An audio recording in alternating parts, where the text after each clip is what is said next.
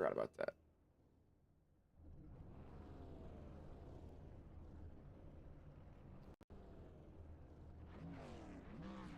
And welcome to Charlotte Motor Speedway here in the Racers Elite. You see the starting grid is already pulled up. I'm joined by Brandon here tonight. Going to run down the order, though. John Ross, first. Second, Andrew Teff, third. Sean Cochran, fourth. Barry Nelson, fifth. Sean Burke, sixth. Terry Fennell, seventh. Brian LaPratt, eighth. Alan Carter, ninth. Kirby Wainscott, 10th. Blake Davis, 11th.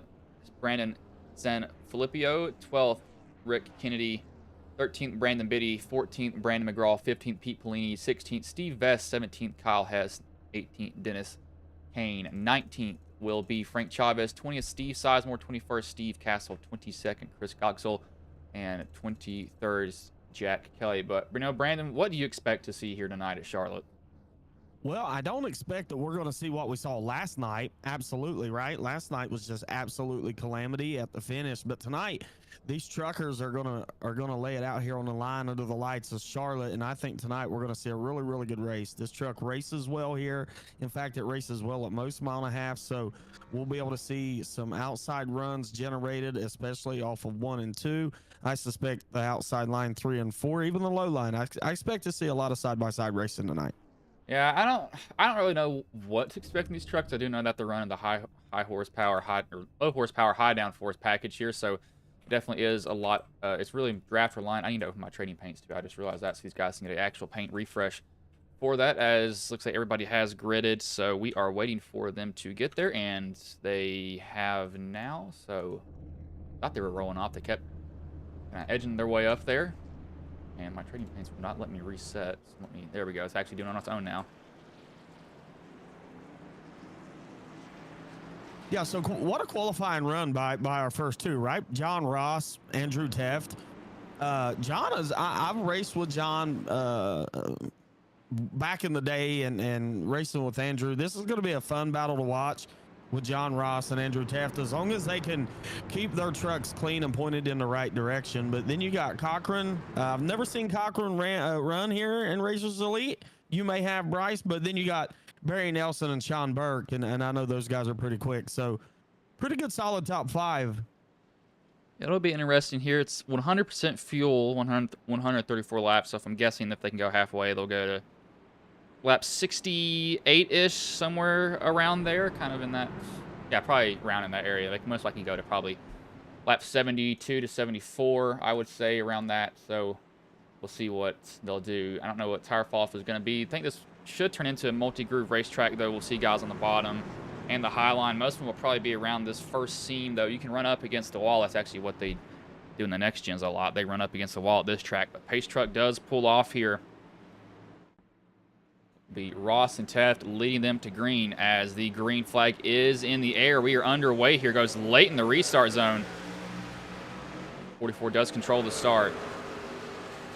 Yeah, he does a beautiful job. You know, he was super late in the restart zone. However, I think these guys have to start on the green. I think, Bryce, don't we? Is that what we typically do? Yes, I was going to say, when I said that, I knew that was wrong. I think you can't beat the leader, though, I think.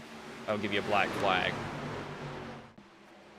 But nonetheless, we already see these guys spinning out and headed towards the outside of turns 3 and 4. As you can see, the 196 there. We see him several times throughout the week racing here in Racers Elite and making that high side work already, as he's already up a couple of positions. See, we got some guys that are running. Oh, that was almost going to end up really bad there. I don't know who that was. We already have a wreck here. As Jack Kelly has went off the course. This is probably got a little bit of context. He may have been on the bottom and got ran over, possibly.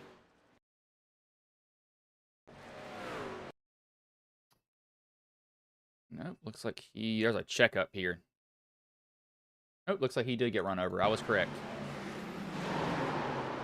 Dude, that Ford just got in there really deep in the 38. Looks like he's just not able to save it after that. Kind of just rolls down to the inside, hits the wall a little bit. I don't think that'll be too bad of damage, but that's a quick caution here early on, which is not good to see if you're the 38. But this will stretch their fuel a little bit, just a little bit further, so they'll probably go to about lap 80 something around there.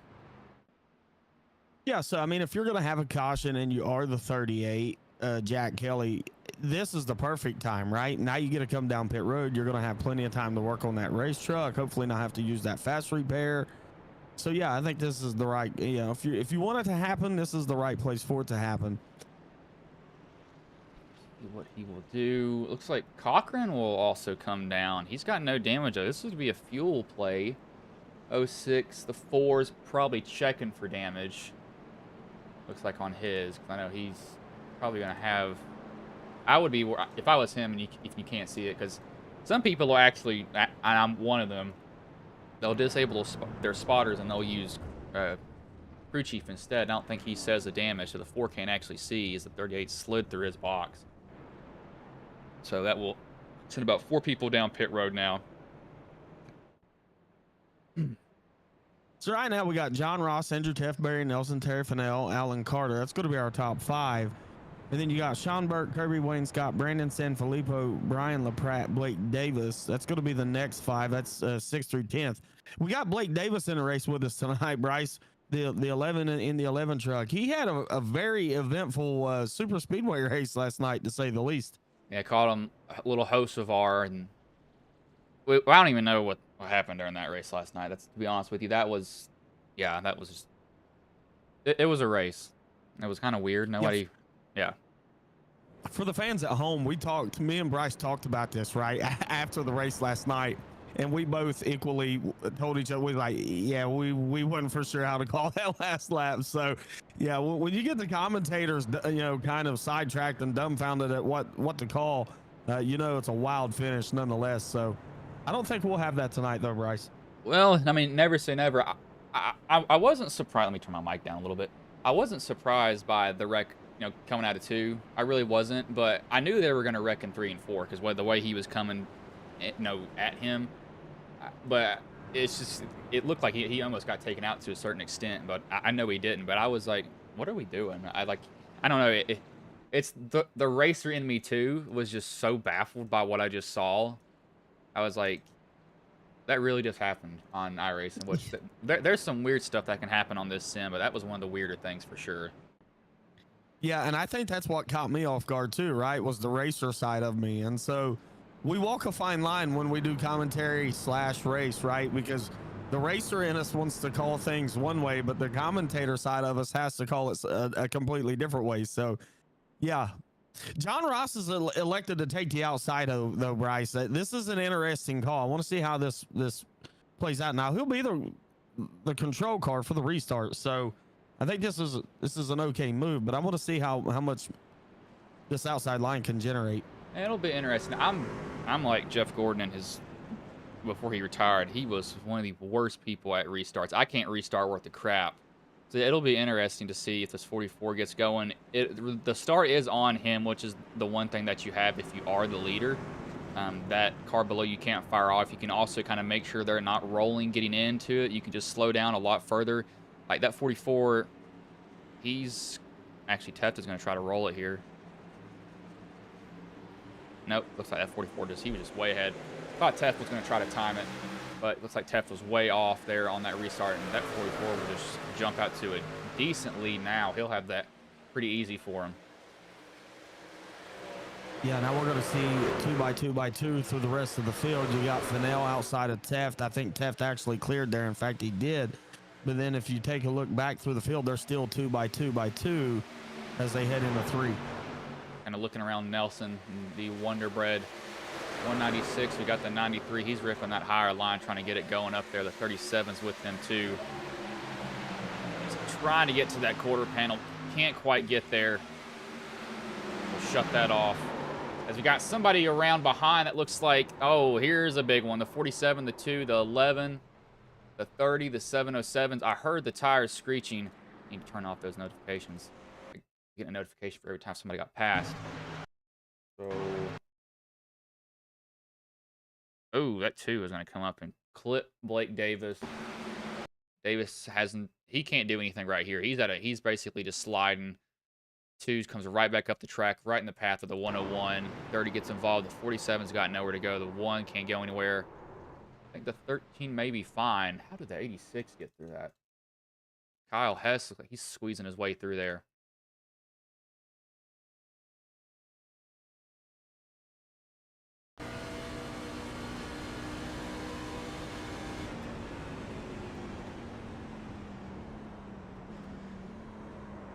We slow down in time, and like he makes it through without a scratch. Nicely done. Well, take away everything I said at the beginning of this race. I thought this race would be a lot more calmer for a mile and a half in these trucks. I obviously have no idea what I'm talking about because it's been wild within the first 8 laps of this race. So take away everything I said. Yeah, you can only guess sometimes. You think it's going to be calm, and then they just throw their brains out the window. It depends. Sometimes it's like that in leagues. I think leagues are a little bit better than normal races like fixed and open, but gosh, some of the opens or some of the fixed are absolutely horrible with cautions. But these guys it's only. I mean, it is 9 laps, and they have 2 cautions so far, but I think they'll settle down and realize, hey, we've got a really, really long time left in this race. We don't have to go crazy with it.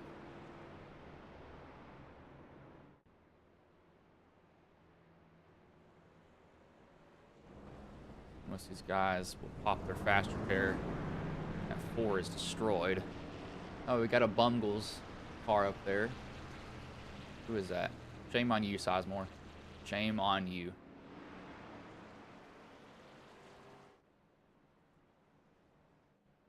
Took me a second. I was curious of what you was talking about when you said the Bungles, and then I seen the trucks, so I was like, okay, makes sense. We see a lot of these paint schemes out tonight, though, right? I mean, there was someone that was repping an LSU truck here just a little bit ago. Yeah, No, I don't remember who that was. Speaking of LSU, they better beat Clemson because I got a bet on them to beat Clemson. So LSU, I'm counting on you to beat them. You think they're actually in field goal range right now, but I think that's the only one. We got a KFC car or car, same thing. I think that's the only sports related. That might be. Is that one right there? No. It's the only other sports car in here. I just hit the pause button. It's like I think lights will go off on the pace truck here though, and they will, so they will get the green next time by. And Ross is going to choose the bottom here, so he's switching it up every time, not letting them, figure out where he's going here, trying to make him guess. I don't really think either lane restarts differently, so it really doesn't matter.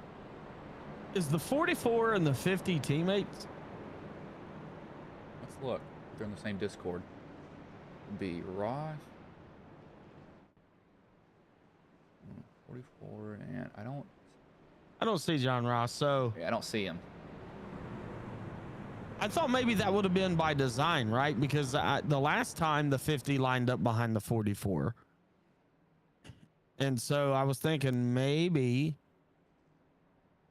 it was the same. It was like a teammate move, but chances are probably not. It's just John playing mind games and switching everything up. So yeah, that's what it looks like from there. It's just, if you can choose, why not choose?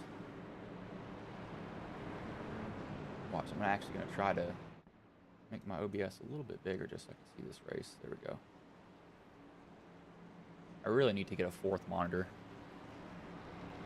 Pace car is getting ready to pull in here. 10 laps in, 2 cautions so far. I want to update on the real life race. Shocker, Connor Zilich is leading the race, dominating so far, as they're going to enter the restart zone here. As the green flag is in the air, we are back underway. Yeah, we're going to be back green. Now, John Ross is going to extend that lead, but the 50 gets a really good restart on Teff this time. That last restart, the 50 wasn't able to do anything with it. Now, Andrew Teff's going to hold his weight here on the outside. They're going to have a good run down that back straightaway. 3 wide, Bryce. Looks like the 50 is going to be put 3 wide here for just a second. See if he can hold that position. Looks like he'll lose both of them. And I almost wonder with how Teff is starting, if he's starting in second because he's worried about spinning the tires, as somebody just smoked the wall. I think that was the 86 behind, but Teff is not getting. We got another wreck behind. That's the 47 and 707. See what happened with them. At 47's loose, chasing it around. The 707 just an innocent bystander. Look, oh my gosh, look at this 707 right here for a second. This truck tries to flip. If I can get a good angle of it. You see it start to lift up. The front end lifts up, and it's actually, that's on 2 wheels right there for a minute. Truck turns back around and sets back down finally, but it did try to flip there. It was definitely want to get airborne. Steph is waiting for the, I was gonna say he's waiting for the caution car to come by. Say probably the pace car, ain't it? Yeah, I think that's what he was waiting for. It's always weird when you don't get back to the start finish line, because it just messes with everything. Are they still waiting for it? I think they are. Yeah, everything's completely messed up right now. Where is the caution? There it is. So this has been a very unique start to this race, right? So right now we've had 3 cautions within the first 13 laps. We'll be completing 13 here once the pace car gets caught up to John Ross here, our current leader, and they get back around. That's very unlike Racers Elite. So I suspect these guys are going to figure this out. They're going to settle in, and we'll see some green flag racing. But right now, this does nothing but help the fuel strategy for sure. So save, run long. Ross is almost came to a complete stop here, it looks like, at this point. He's still waiting for the truck to catch him.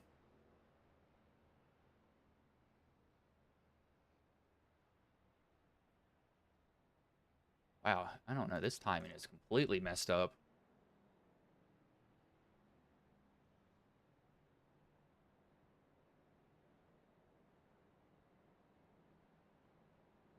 I don't think pit road is open either. This is wild. This has been a wild night. All right, there's the pace truck. Yeah, I was gonna say, I was waiting for it. I was like, this is taking him a long time. Just had the pace truck catch him.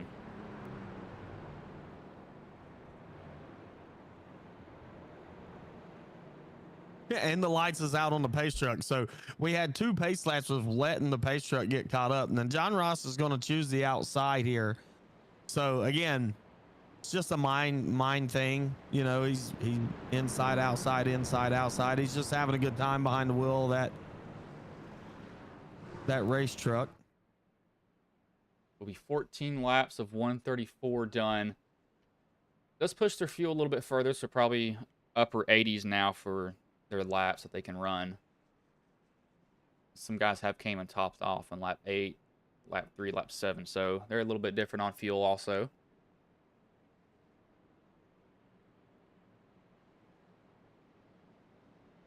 It's like Frank Chavez, in terms of lead lap cars right now. It's like Frank Chavez was on pit road at lap 12, so he's recently been down. Yeah, he was on, looks like lap 12, like you said.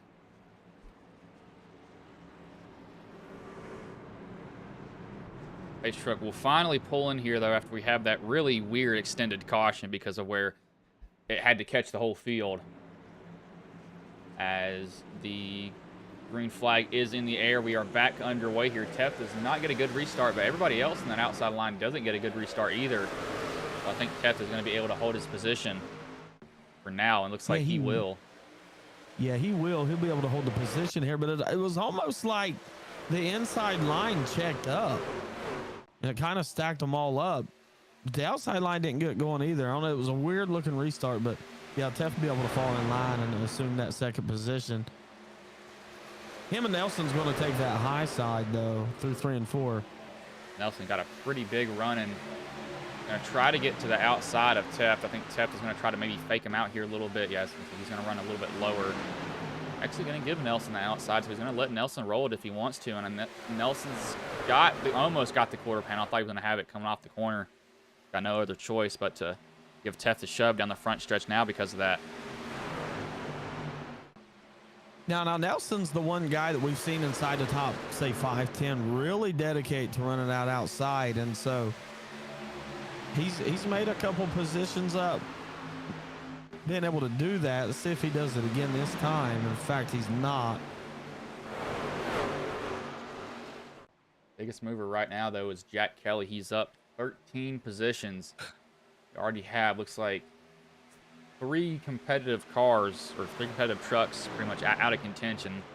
Already laps down here, but Teft is going to power move to the outside of Ross, and he's going to almost get put in the wall there. Nelson did get in the wall. I think that did hurt the side of his truck a little bit. But Teft got to the outside, and looks like he's going to try to take the lead here from Ross. I think he'll get it, too. Yeah, and he will. Want a power move on the outside, but I tell you, Barry Nelson just absolutely smoked that outside wall on the exit. And I'm looking at that truck, and it looks like it's got tons of right side damage. Just pancaked the daylights out of it. Yeah, you can see that steering wheel, Bryce, cocked all the way to the left right there. I don't think that's the normal setup in these trucks. Could be wrong. No, that is definitely way too far to the left. That's definitely, I think that's knocked in the toe pretty heavily, and that's going to make that truck really, really, really tight. There's really nothing you can do besides, hope for a caution and try to get that damage fixed, because you're going to be struggling here to get that truck to turn. Yeah, I see a lot of guys really flirting with disaster on the exit of 4 right there, where that wall kind of comes out that takes you into the tri-oval. I was just watching the 37 of Alan Carter, and that last time by, man, he just about smoked that outside wall on exit of turn 4 too. So several of these guys I've been watching through the field, they're really, really close on that exit of that corner. And one mistake here and you can ruin your entire race. Yeah, it's gutsy to, I mean, that's where all the speed is, and it definitely is gutsy to run up there. It's kind of, once you jump the cushion, you're in the wall and you can't get pulled off of it. These guys are about to get a little bit racy back here around Nelson. You see the 11s trying to come up through the pack. It's Nelson, he's going to continue to drop. Nelson's running almost a second off the pace now with his damage. Yeah, I'd say he's begging for a caution. We've had 3 quick ones, and he's begging for one, but I don't think he's going to get it right now. John Ross, though, is starting to put some pressure back on Andrew Teft. These guys put about 3, say 4 or 5 car lengths between them and the 3rd place running Alan Carter. 37's under attack here from Fennell. Fennell, he gave a look to the inside. He's going to get a pretty good exit off of 4 here. Not going to have enough to do anything with it, though, so he'll have to chase that 37 back down. I can see that 37's losing a little bit. I think Terry's running just a little bit higher, poking that right front out, getting some turn up under it. So you see that is the 10 of Wayne Scott getting up under San Filippo.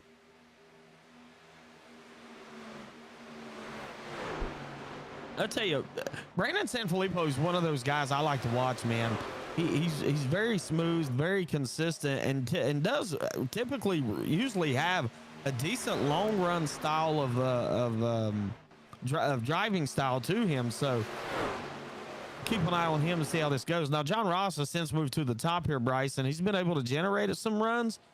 Still hasn't been able to catch that corner, though. He's going to take a look on the inside as they head into turn 3. So I was watching the exit of 2 there, and he got off of 2 really good. He's going to wash up towards the wall. He's going to try to just pull a slide jaw move. Not able to get it. He's going to side draft Teft. Not really going to side draft him too hard. He's going to stay closer to him. Going to give him a lot of room, though. I think Teft will be able to hold him off. Looks like he will. No, not quite. No, he'll be able to hold him off here. So Ross is going to have to. And thank you, Bet MGM, for reminding me that LSU screwed themselves in the end zone. Not need that notification for that. But Ross is going to have to try to mount a charge here again. I think he got a decent exit that time. He'll get within 2/10, so not close enough to make a move getting into 1 and 2. He's going to have to go way higher than Teft. If he can get the quarter panel in the corner, he'll be better off. Yeah, I mean, I mean, right now, man, these trucks are they're just dead even now. He might be able to make this move work in 3 and 4s. He's it looks like he's got his quarter. He did not.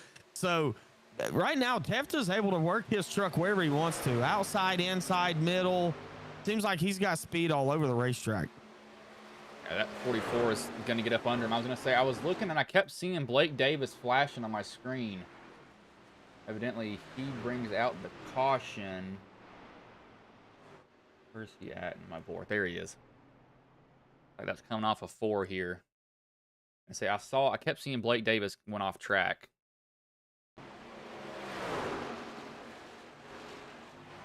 That just looks like it's a racing incident there. Didn't realize that. I think that's 66 was there. Oh my gosh, I don't know who that was. It just flew by him, but they were lucky. Who was that? That would have been one of them hits, Bryce, that would have made the force feedback feel super stupid in your steering wheel.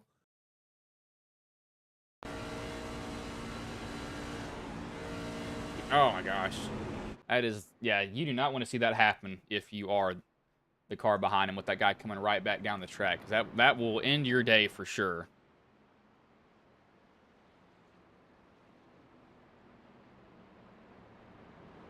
So, that's going to bring us to lap 28. Pit road's going to be open. Yeah, we're going to have some takers. Pretty much the whole field.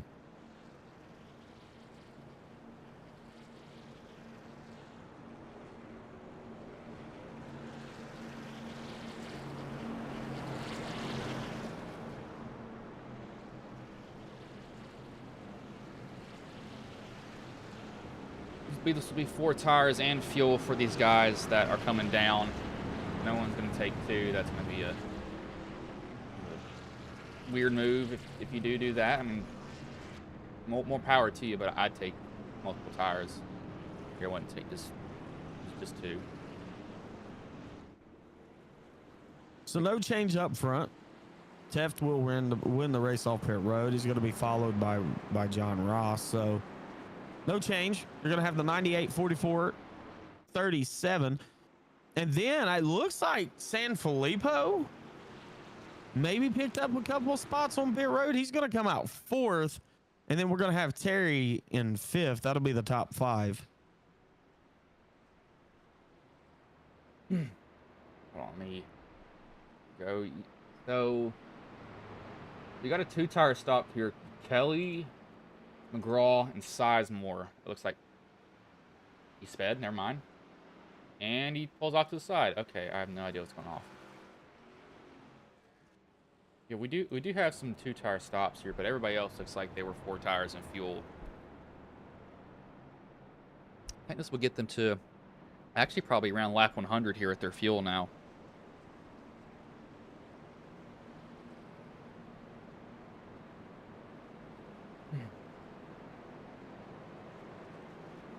So the lights will go out on the iRacing pace car this time, which means we're going to rack them, stack them. We're going to do it all over again. Now, I tell you, Bryce, that was a good little green flag run we had right there. We started to see a little bit of tire wear, which allowed multi-groove racing. We seen John Ross, Andrew Teft really battle it out up there. And then we seen, who was it? Terry putting on some pressure on the 37 or vice versa.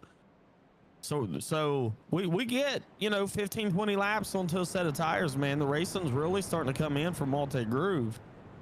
And I'm somebody who likes to run the bottom, but in a running high, especially if you're loose, that'll actually kind of help your car. Unless the exit of the corners, the car, it does try to unload, so you do tend to get a little bit loose coming off that. But running high when you're loose will help keep the tires up under you. Running on the bottom, if you're tight, will maybe help you get a little bit loose if you can get that rear to kick out. But this definitely is a multi-groove racetrack here. But we'll see if Teft can get a good restart. He's not been getting good restarts at all. And I want to go on board here with Teft. I think that's not what I wanted to see.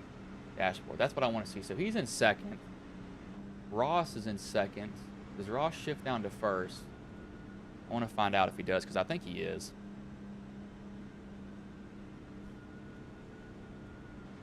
Second gear still. Second.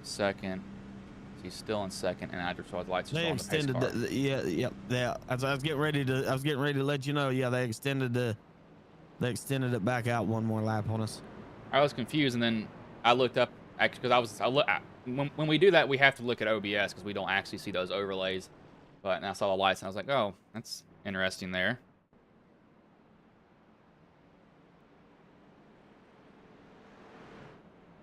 know what that was for. I didn't see anybody, having issues on track, so may have just been a race control call there instead. That is a possibility.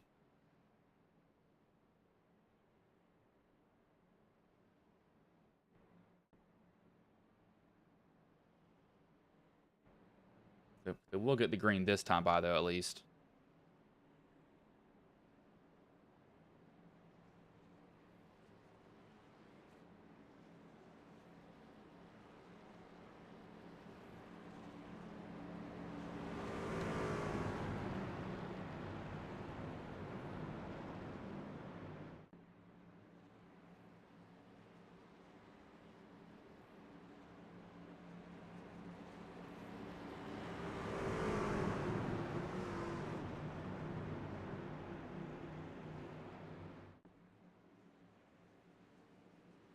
These lights will go off on the pace car, the pace truck, and it will pull in here as the green flag is in the air, and Teft is able to get a good restart there on Ross. Ross, though, he's not gonna. Yeah, go ahead, Bryce. I was gonna say Ross is actually able to stay relatively close to him. Yeah, that's what I was going to mention was Tef got a really good restart, but he did not get away from John Ross the same way that Ross has been able to get away from him on those restarts. But now we got a 3-truck battle for the lead. Ross a little bit loose in the center right there. He's going to lose a little bit of ground, but him and Carter is going to be side by side for second.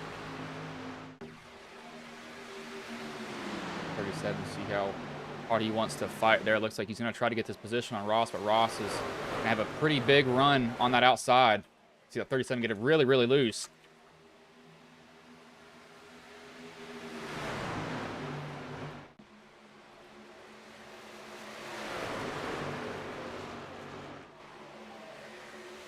Ross was able to get to the outside of Andrew Teff there with a power move through 3 and 4, about the same way that Teff took it away from him before that last caution. So we're going to see what kind of run he gets off of the outside here. He should get a good run. But those 4 fresh tires that Teff's got's going to help him actually stay even here.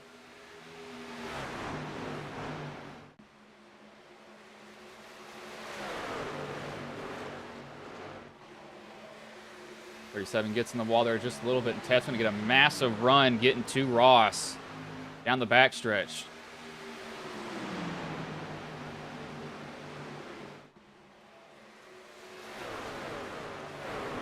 Yeah, I'm watching Teff's truck, and I think Andrew has a little bit better truck long run, which is notorious out of Andrew Teff. He likes to be able to save tire and mount good, solid long runs, and so I think he's going to just kind of play cool right here, just ride for a bit and bring the heat back to Ross here and say 10 laps or so. The 44 and the 98. Still fighting down the backstretch.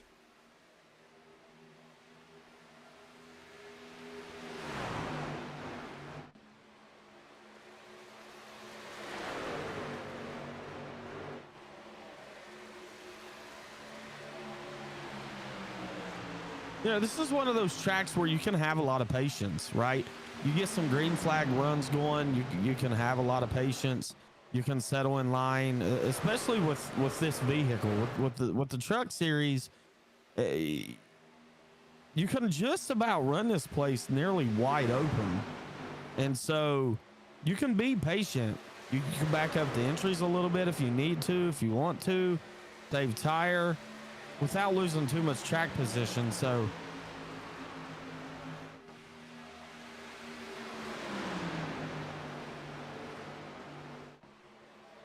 Biggest mover. So sorry, I had somebody texting me. Kelly is up 13. He's actually in the record earlier. Castle is up 12. So that's a little bit of an incident there. That was the one that nicked the wall coming off. yeah, and also Kyle Hess, the 86, currently our 5th place runner. He's also up 12 positions as well.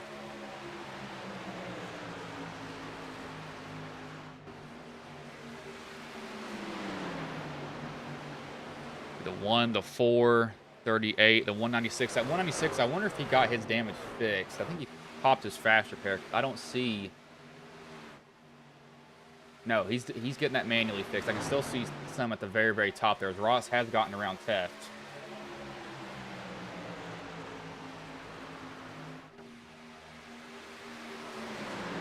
Yeah, I'm keeping an eye on this gap with Carter, Sanfilippo, Hess. So you got Sanfilippo and Hess running with about a second gap difference between Sanfilippo and Carter.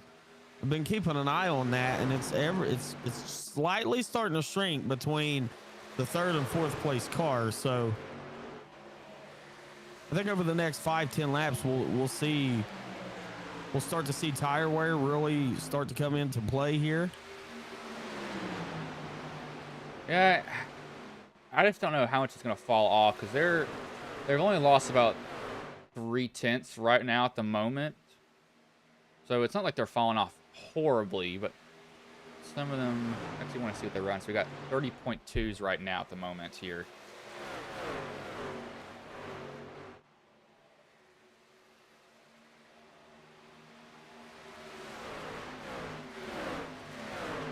.3, 30.4, 30.5. I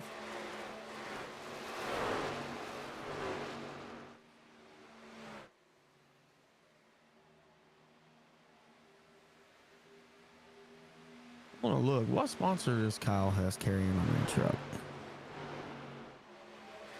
Hess Gasoline. I was going to say, is that actually a company?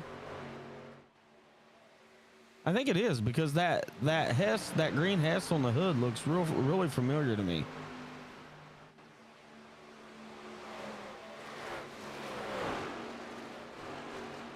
Yes, that is. That's an actual company. It's American Global Independent Energy Company.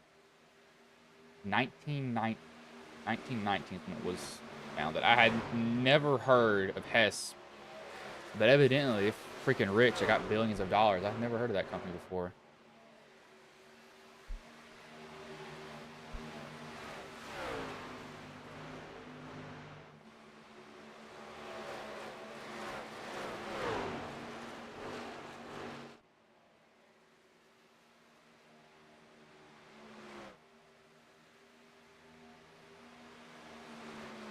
Yeah, so Sanfilippo is really starting to close in on the back of Alan Carter. Alan Carter's moved to the top. Sanfilippo's still running the bottom. We got a caution out here. I didn't see that. I missed that. I'm sorry. Yeah, I didn't want to cut you off there at all because I really didn't see anything big on the track.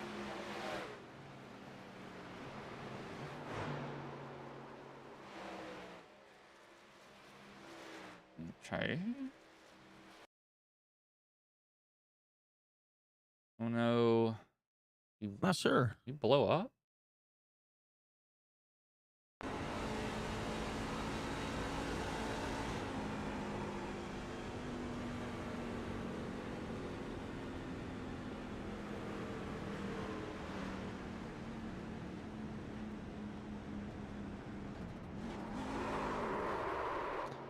Downshift. I don't know what happened there. That's a downshift gone wrong, but Ross will come down pit road. Hess will also.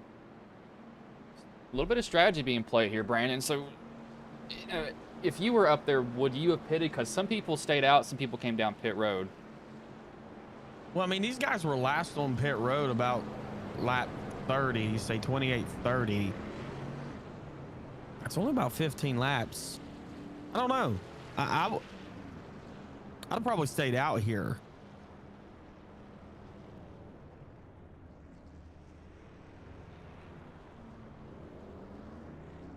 Well, I'm not sure what just happened, but it looked like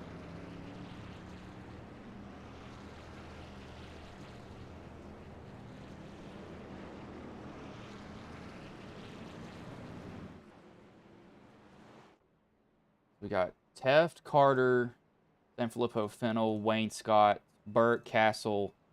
So they all stayed out. So gonna be a mix of tires here. It's gonna be a 17 lap tire difference.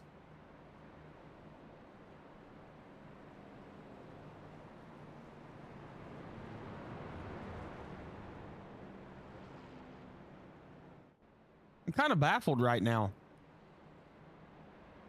What's I blowing kind your of thought mind? with 15, well, I just kind of thought 15 laps was just a little bit too early to come down and they must have enough tires in the pits to waste a set. 15 laps just seems really short with this truck, though. We're given 5 sets of tires, so got some people have been down 2 or 3 times, but I don't think they came down for tires. I think they came down just for damage. So I think that some guys still have a good amount of tires. I think that's actually more than what they need. 5 sets is a lot. I think you really only need 3, to be honest with you.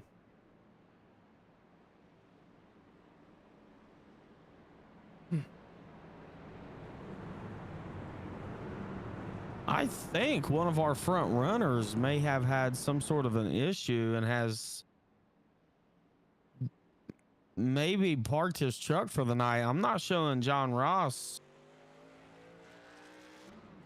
Yeah, he's not on the track. I didn't even realize that. In the Discord, if you said anything, I don't know what could have happened with him. That's interesting to see.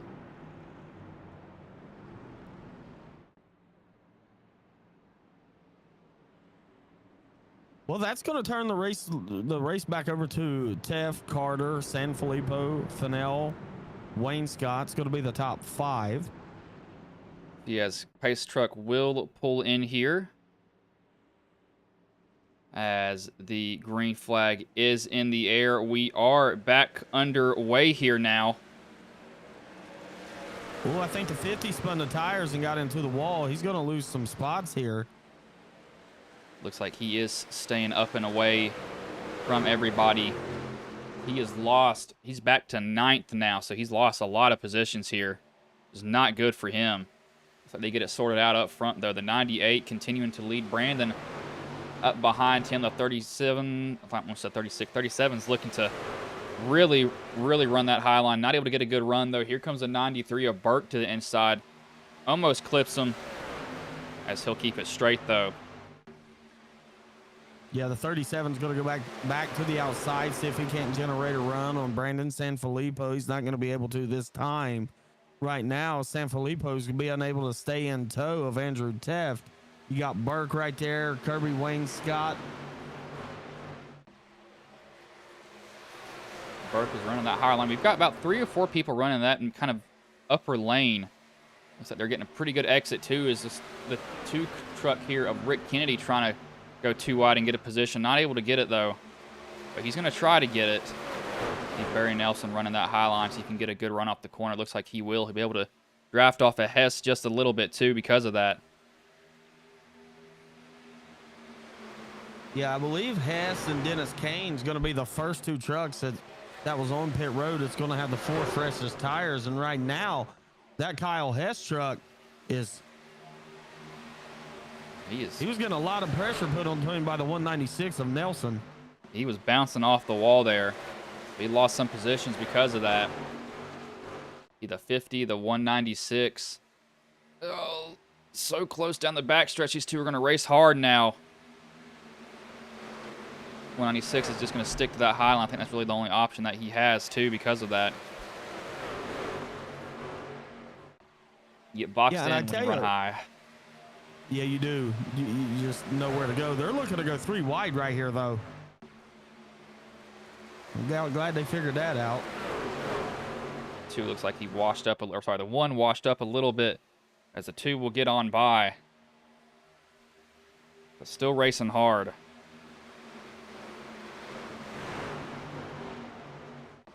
See the 10 running the high line. That's Wayne Scott all the way up top.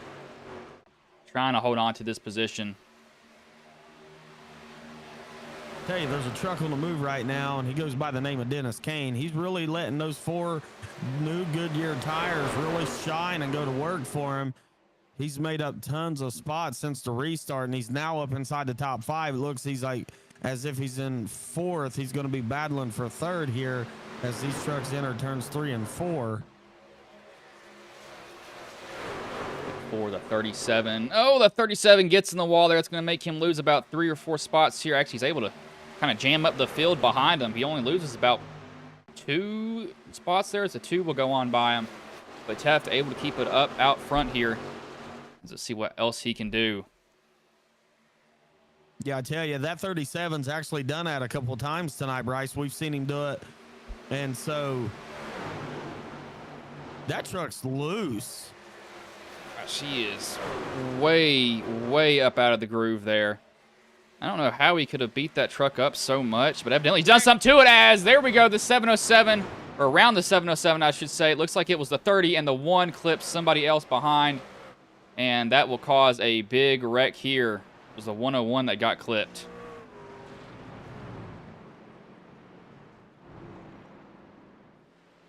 It was Brian LaPratt and Kyle Hess, it looks like. It started way before that.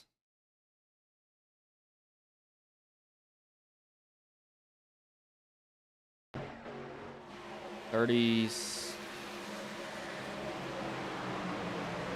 Just loose overall. And the 707, I don't know what was going on there. And then the 101 looks like he clips a wall.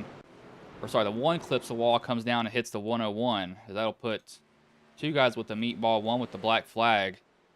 Will be Kelly's. His car is, or his truck is destroyed from where he is. Yeah, I find it a little strange that we see some loose race trucks there, especially the Kyle Hess truck. I mean, he was on pit road. I would have thought that he would have been able to have gotten tires, or he would at least put tires on. So him, the 37, had that big checkup off of exit there. See some loose handling race trucks. This pit road's about to be busy. Kane and Nelson are going to stay out here. So it's interesting to see how they'll fare. If you're one of these guys that just pit, what do? Do you take fuel? Do you take 2 tires? I mean, this is... It gets interesting here now on the strategy call.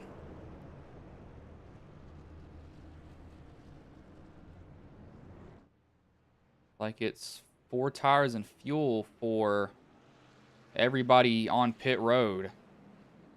No 2-tire stops. Besides McGraw.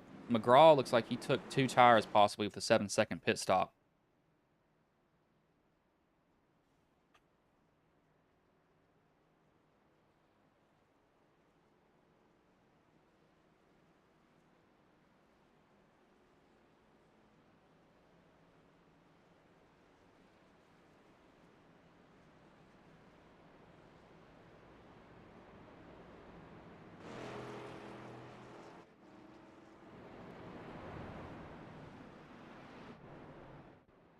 I just don't know how this is going to go for these 2 up here. I'm interested to see how well they can get off on the restart. If they can even get going, that is, without getting run over.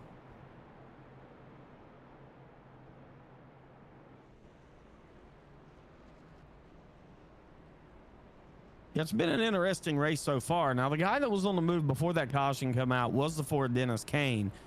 So we know he's on 4 fresh Goodyears. So, you know, him and Nelson staying out here is not a bad call. But now that's going to put about 11 lap fresher tires lined up behind him. Is going to be, I believe, Andrew Teft. So you had 3 stay out: Kane, Nelson, Chavez, and then you got Teft, Sanfilippo, Kennedy, Sizemore, Burke, Carter, Wayne Scott to round out the top 10. So let's see how important tires are going to be, right? Because now we're going to have about 11 lap fresher tires on Teft's truck in comparison to the 3 that chose to stay out. And I don't know if the clean air is going to mean that much. I have a hard time believing that it will, but, you know, never say never. I should say it to myself. But really, the main thing that they need to focus at is getting restarted and not getting just ran through. Now, if they can do that and get going, and even if they do lose some spots, you just kind of stop the bleeding as best as you can.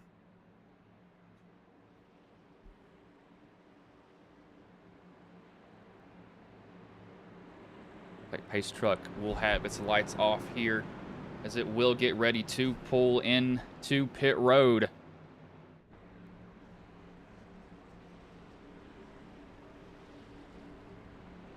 As Kane will control the start. As the green flag is in the air, we are underway here. Kane gets going good. Let's see how well these guys can get going behind. Yeah, so Dennis Kane's going to get a really, really good restart here. Barry Nelson's going to go to the outside like he's done all night long. So is Andrew Teft. And then you're going to have a side-by-side battle for what's going to be 4th, 5th, 6th on back. Now we're 3 wide. Oh, there goes the 93 sideways, and I think he's able to save it. The 37, nope, there we go. There's another wreck. I saw the 93 at the last second get really, really loose. That will bring out the 7th caution here, 60 laps in. The 93 of Burke.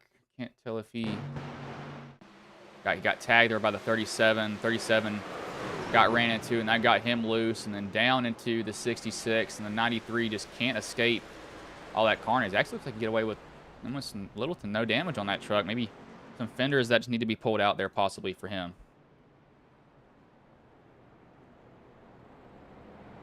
Yeah, Bryce, again, take away everything I said at the start of this race. I mean, this has been wild. This is our 7th caution of the night. And we're only 60 laps in, and so this is very unlike the Racers Elite group here. Typically, these races are known for, you know, really long green flag runs, and so I'm kind of surprised at what we're seeing. One thing to note, though, this is just kind of a one-off kind of special thing that Andrew Teft's put on. There's no impact to any points or anything of the such, so it is just kind of a... Yeah, and I definitely think that does change how people drive. I mean, it's not super serious, but I mean, they're not going out there and taking each other out by any means, but I think it does change a lot.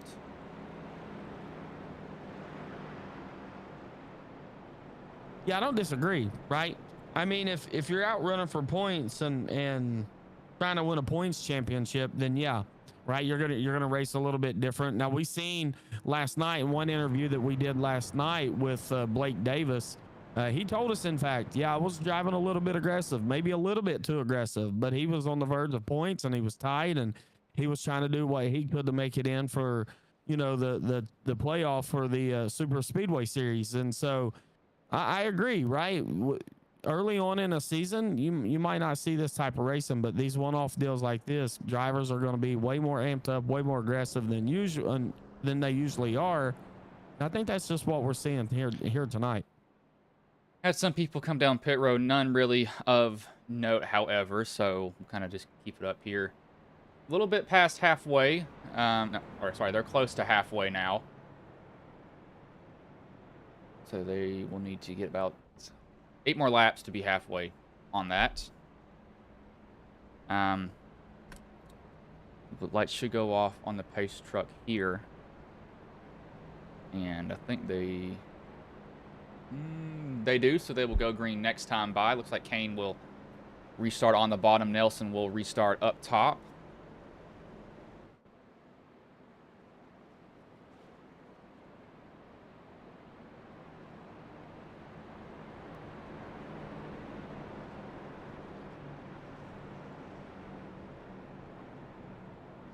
Biggest mover so far is actually Kane. He's up 17 positions, so he qualified 18th, so had to start back in the pack. There is 1, 2, 3, 4, 5, 6, 7, 8 drivers that are out of the race. So only 15 are left on the track. Really, 13 are in contention for the win.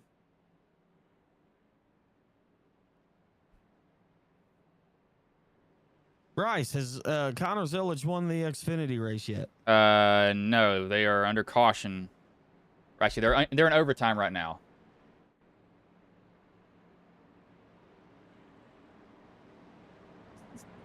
See, that's kind of weird that you're just already waiting. Like, everybody's just expecting Zillage to win because he's won 5. How many has he won straight now? 6.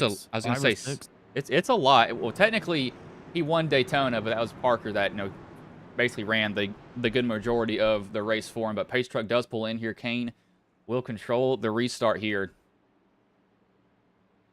as the green flag is in the air. We are back underway. Kane gets a good restart. He's off and away. Nelson, though, might have enough to get to the outside of him there. Like he's not going to be able to. See if Nelson can mount a pretty good run coming off of 4. Yeah, one thing we've not got to see yet is how these 11-lap pressure tires for Andrew Teft is going to line up with Dennis Kane and his group. And right now, you can see Teft's battling for second. He's going to be looking for the lead here in a couple laps. In fact, it ain't going to take a couple laps. He's looking for it now. Yeah, it looks like those tires just playing such a big factor there as Nelson gets the wall. Kane almost got it a little bit too. It's like we're looking at Brandon coming to the inside. He's got Wayne Scott coming up behind him. Well, it gets a little bit tight there. Plows just a tad. Nelson going to have a pretty decent run so he can get to the outside of Kane. It looks like he's not going to be able to quite just yet. Yeah, so this is a strategy call, right? Those drivers came down pit road a couple cautions ago. And, you know, we talked about it, Bryce. Was it worth, you know, wasting a set of tires right then and there? And we talked about they had 5 sets, but they didn't come when Teft and the rest of this group did. And that's kind of the difference maker right now. The battle for second rages on. Sanfilippo 3rd, Fennell 4th. Kyle Hess. I don't know where he come from, but our dude's working the top 5. And I think he was involved in that last caution or the caution before. Team looks like he's going to go and shoot to the bottom now. Try to get that lead. Brandon going to run the high line on Kane. But one thing, though, Nelson, he's got a little bit older tires than Teft. But he's actually matching what Teft ran. He actually ran faster that lap, running that high line. So maybe that high line is, you know, that big of a factor here that they can just run it and get a good run coming down the backstretch here as Brandon's going to try to get to the outside of Dennis, and looks like he will get that position. Cuts his nose off just a little bit there. Yeah, and he's going to try to bring Kyle Hess with him. Kyle Hess has a full head of steam and, in fact, had to check up to not run over Sanfilippo. But right now, the last lap by, not this last one, but the one before, Barry Nelson did, in fact, lay down his fastest lap of the race. I was going to say, I looked over right now. Sorry about that. I looked over and I saw that Nelson did run a faster lap than him. He was 2/10 slower that last one, but before he was faster. See what he runs this time. That could just be jumping the cushion here, and I think he may have jumped it a little bit too much. We did see him get damage earlier on, which could be a factor. If you think he got it fixed, though, but yeah, he was 3/10 slower that lap, so maybe tires are coming in to benefit him at this moment of the race, possibly for him. Yeah, and the guys on the move right now within the top 5 is Brandon Sanfilippo, Kyle Hess. They're racing around these guys that have a little bit older tires. Now the battle for second's going to rage on. Brandon's going to have a run off of 4. Looks like he'll be able to clear here. He's going to have some help from Dennis Kane. In fact, he will. So that's going to put him up into the second position. But this battle right here for 4th, 5th, 6th, 3rd, 4th, 5th, 6th is tight. Everybody's getting on the wall. They are all running high. No one is not nicking it. I'm not sure. Update, Connor Zilich is leading the race, but he missed turn 1, but he did take the Joker lap like he was supposed to, and he still has a lead, so I'm not sure if they'll penalize him or not. I don't think they will, but look at Hess. Hess, he's all over everybody. He is trying 3 wide. He's trying to get anywhere he can to get in that spot. Yeah, right now, he's just kind of stuck where he is. I mean, you talked about it earlier with this track being multi-groove. These trucks running side by side right now. We know he has a faster truck than Kane, than Nelson right now, but he just has nowhere to go. So the only option he has is to try to push Kane out enough. In fact, he was able to try to clear these 2 guys, make short work of them if he can. That's where patience comes into play. You got to have patience. The only thing I think with Hess is, you know, the more that you have to deal with these lap cars, the more it's going to put wear in your tires, and the tires will eventually even out if they're able to defend. Look at Nelson all the way up in the wall, actually going so high up there. That was a gutsy move by him, but Teft is able to run out to a pretty big lead right here at the moment. Hess is in a hornet's nest back here. This is from 3rd to, I think, 8th at the moment. Yeah, and what a battle we have in this group right here. This is some of the best racing we've seen all night. You see Wayne Scott get a little bit loose on exit right there. These trucks are, a little bit ill handling right now. I've seen a lot more looser trucks than I've seen more than anything, and I think that's what's providing really good racing for us right now. Whoa, what a move by Fennell. Holy. These guys are going for it. I think Burke was loose off of 4, and that got him almost down in the dirt. Kane's trying to run that highlight. Brandon's not able to get away from Hess. Kane's actually, with how old of tires that he has, he's actually managed pretty well to not bleed a lot of positions. Update, Connor Zillis just won the Xfinity race. Who would have guessed? But Kane, he's not bled like I thought he was. He's actually done pretty well. Yeah, he has. In fact, I mean, he's doing it the right way, right? Like he's doing what he can to hold on positions. Now, much like you said, at some point, the longer this green flag run goes on, these tires will start to even out. It's odd to say that, but it is true, and it will happen. And if he can get to that point somewhere around 5th, 8th position, where those tires even out, he'll have some really good track position. He's battling right now with Wayne Scott and Fennell.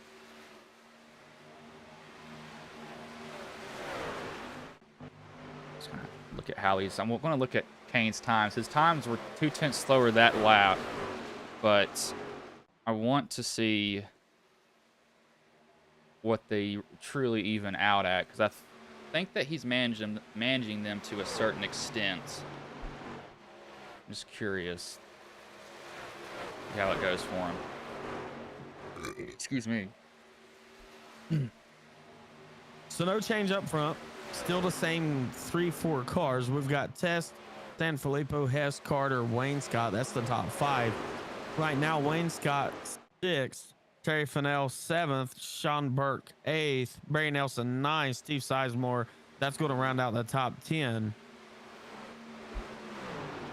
I just saw McGraw come back down pit road. Now, one thing I do want to look at is, I think they'll pit around lap 100, and then that will get them to the...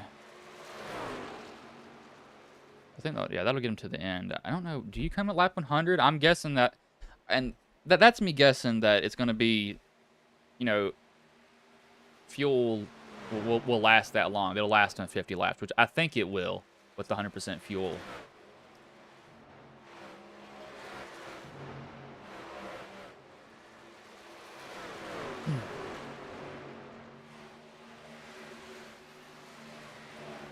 Really tight racing right here with the 707 and the 1.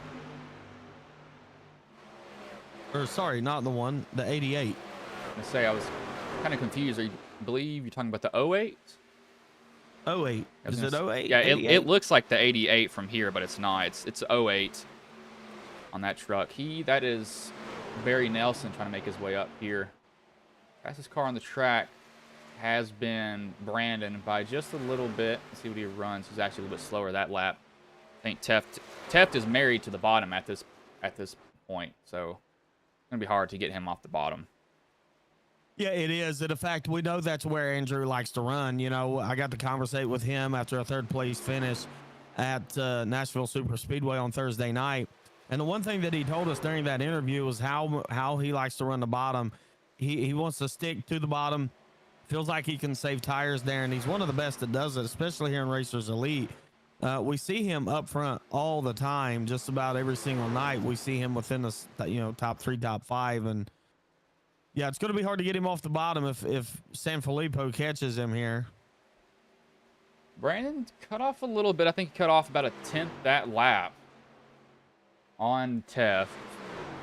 Everybody's running. We got bottom. We got the first groove.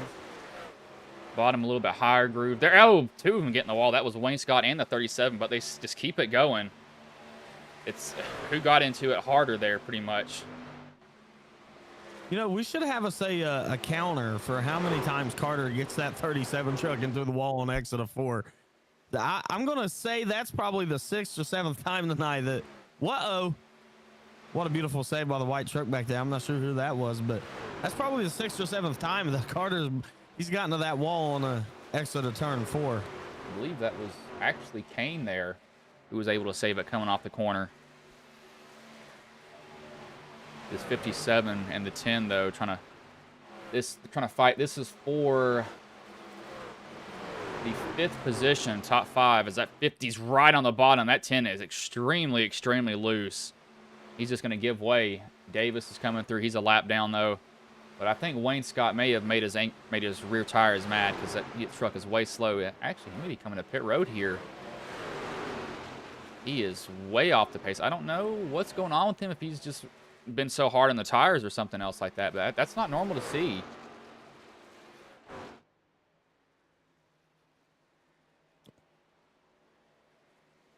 Chris Gaxel's on pit road. I just noticed. So we might see some pit windows start to open. Although, Bryce, I think this is a little bit early, especially if you're, Teft, Brandon Hess, that group there. I think this is still a little bit early.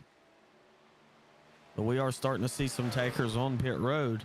I don't think that you would short pit here. That'd be a really gutsy call to do. And it just wouldn't make any sense knowing that there is actual tire fall off for these guys.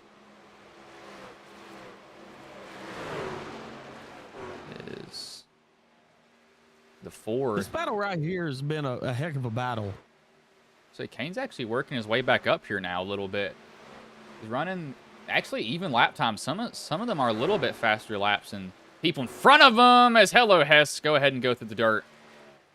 So guys are getting extremely, extremely loose. I'm surprised by that, honestly.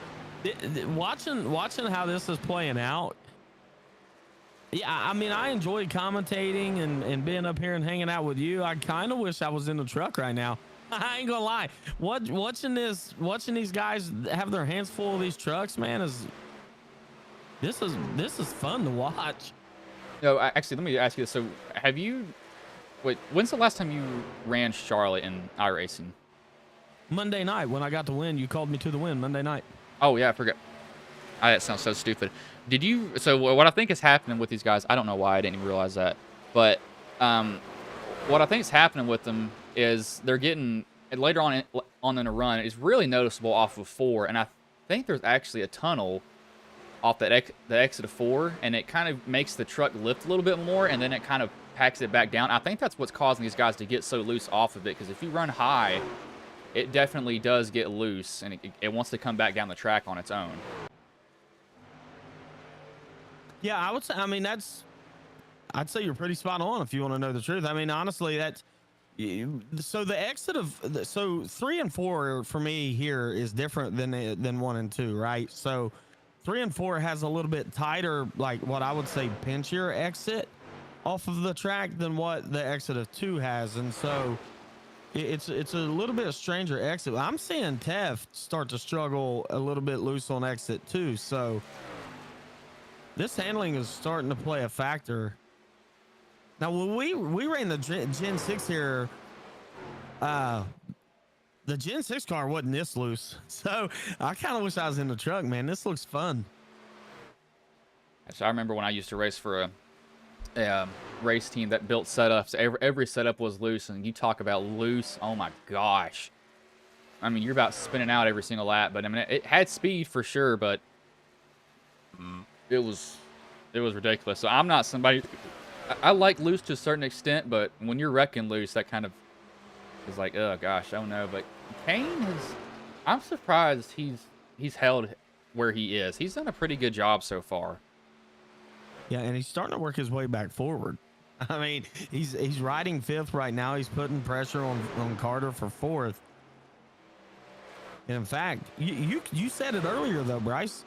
You thought maybe that he was kind of saving by design, and so in fact, he very well could have been doing that, because right now he's looking to take over the 4th spot here. And the thing with him though is he's going to be on a different pit strategy overall, just because of his fuel and his tires. He pitted on lap 45. Everybody else is 56, 56, 60. So that could work to his benefit, and that could also work against him. It just depends on how the cautions fall, if we do have some more cautions, as we are inside of 40 to go for them, as he's still trying to get by at 37. Looks like he'll finally do that. He'll jump up to that high line. He's staying pretty dedicated to the bottom. Yeah. So we're inside 40 to go, you said? Yeah, we're inside 40 to go. We've got 30. What do we have? 35 laps to go now. No, sorry. No, I'm wrong. I'm way wrong. I thought for some reason, yeah.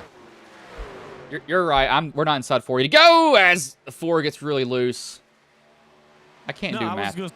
I can't do No, math apparently. you're good. You're good. Because I was going to say, if we are inside 40, the pit window is going to open here in about 5 laps.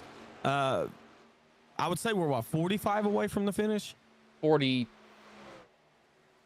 Sorry, hold on. 30 plus 34. 42 laps away from the finish right now. Gotcha. So I suspect here in about 7-8 laps, we're going to see the pit road start to get busy. Green flag stops. I think that's going to be enough to get them to the end. So, yeah, that's going to put us about lap 100. You called it earlier. Right now, Sanfilippo's closing the gap, though, isn't he? He is. He's down to 2.5, less than 2.5. So he's really starting to reel in Andrew Teft. I say that, and Teft jumps out to another half, a little over 2.5. So. I really want to see what Kane does here. With Kane, it'll be interesting.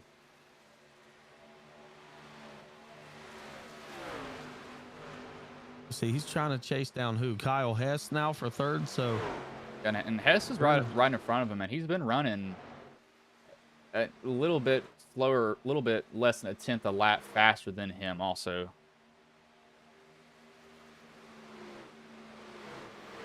Well, that just adds drive to the to what you're doing, right? I mean, if you're Dennis Kane, you know that, you know, third is just right there in front of you, you know, just on the other side of that country time lemonade looking paint scheme there. I believe that's what that is. And so, and then you can see Hess right there entering. So, yeah, it just adds a little bit of extra fuel to the drive. Now you see Wayne Scott, he's going to be on fresh tires. So, good job of those guys. Just get up and get out of the way. At 10. Wayne Scott's already pitted, so he won't have to pit anymore.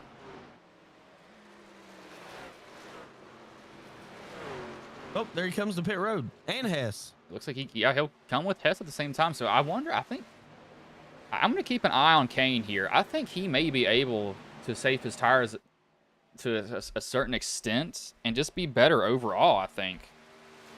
Because he was running consistent lap times there. Yeah, the only thing that's really going to trouble his run, or at least a shot to win this thing, if a caution doesn't come out and it stays green, is going to be the track position, right? So, I mean, right now, unless a caution comes out, and I don't want to give him the commentator's curse, but I'm going to say this is really Tev's race to lose, if you want to know the truth. I mean, he's got about a 2.7-ish second lead over Brandon Sanfilippo right now, and just overall clean air. I mean, there's no lap traffic in front of him. Uh-oh.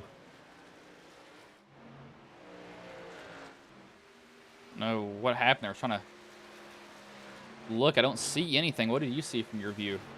Heft got the wall pretty hard there on the exit. I think I may have looked down for like half a second. I didn't see it. Yeah, talk about the commentator's curse.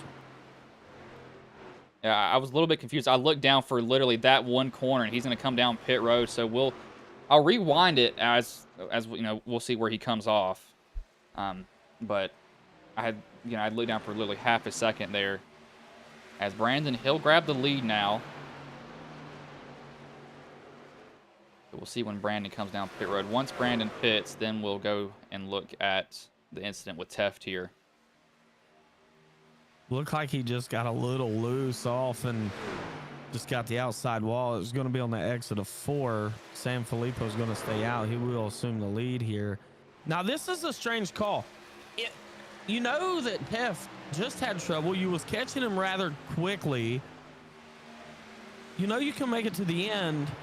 I believe, I wouldn't have let Andrew pit there and got, you know, a fresh race truck and 4 tires. I don't know. We'll see. We'll see how this thing shakes out. Still waiting for Brandon to come down. He's still out. So is Best. He pitted at lap 6. He said he'll be able to run a little bit longer. Guessing Brandon is going to run it longer than Tef just so he has that tire advantage here because he was only about 2.5 seconds back. So he can't. I think he can make that up on the the tire difference here if he gets a clean pit stop. Teft was 43 seconds. Sorry, 43 seconds on pit road, 15-second pit stop.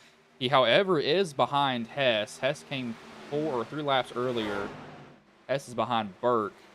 So it definitely is a mix of cars here at the moment trying to vie for their positions late in the race. Yeah, so you see Hess and company right there. Tef's shortly in tow. But now so we know 10 lap tires makes a difference. 11 lap tires make a difference. Does 3 lap tires make a difference? We'll see here in say 5 or 10 laps. Teft ran a 30.43 as Brandon's finally going to come down pit road here. That will give a lot of the cars or a lot of the trucks their lap back. A lot of them were a lap down. You got to keep that in mind.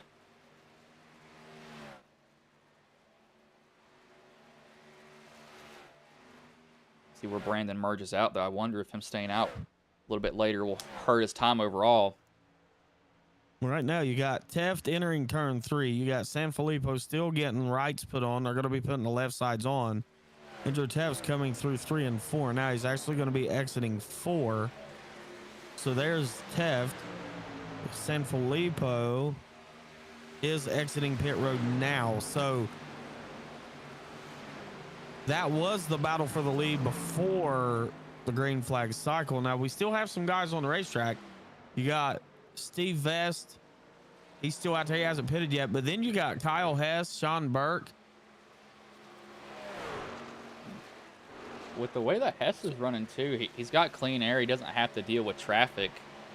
I don't know if these other guys can really do anything. I think Hess may have timed it perfectly.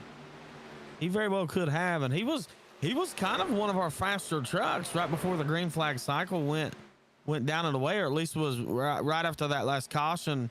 He was one of the quicker trucks working his way through the field, and might have timed this strategy just right to get on off pit road. Now he's got the lead, and we're going to be down to about say 35, 36 to go here.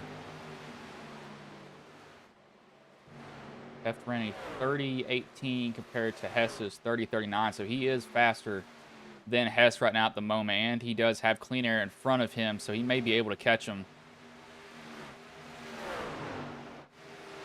See Kane back here trying to work his way around at the moment too.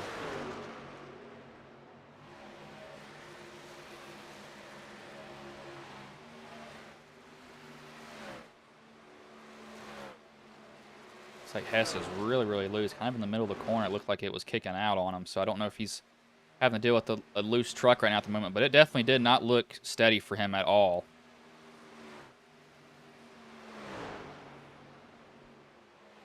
Yeah, and I'm surprised by that. I'm surprised at how quick the tires is really fading in these trucks.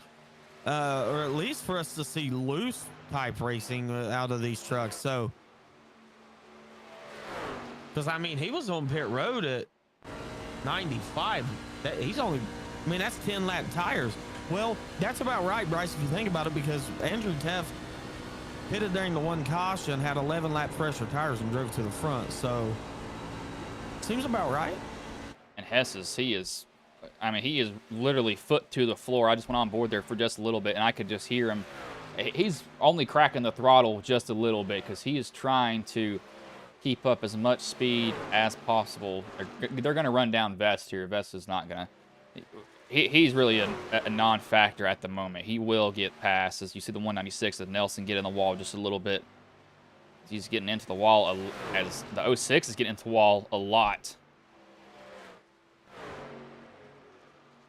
Yeah, the one thing that could help Steve Vest right now would be a caution, and we thought maybe that would have been one, but nonetheless, these guys are going to run him down. They're all three in the same corner with each other now. In fact, that ain't Vest in front of him. That's Wayne Scott in the 10, isn't it? Yeah, that's Wayne Scott now, as Yeah. Teft has gotten to this 86, so I think he may get by him here. Steve's on pit road. That was the 06. Gotcha. See, Hess was loose up off the corner, trying to get around Wayne Scott. Looks like Teft will go to the outside to get the pass. Can he make it stick, though? It looks like he will not be able to. Hess is going to race him hard here, but Teft, just with the tires, just gets on right by him there. Nothing that Hess can do. Now he's just got to stop the bleeding. He's got to hold his position here from Kane. Don't let Kane catch you.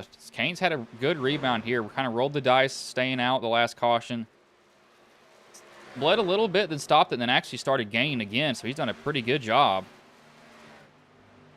He has, and in fact, he's put about 6 seconds between him and Brandon Sanfilippo in the 12 truck. So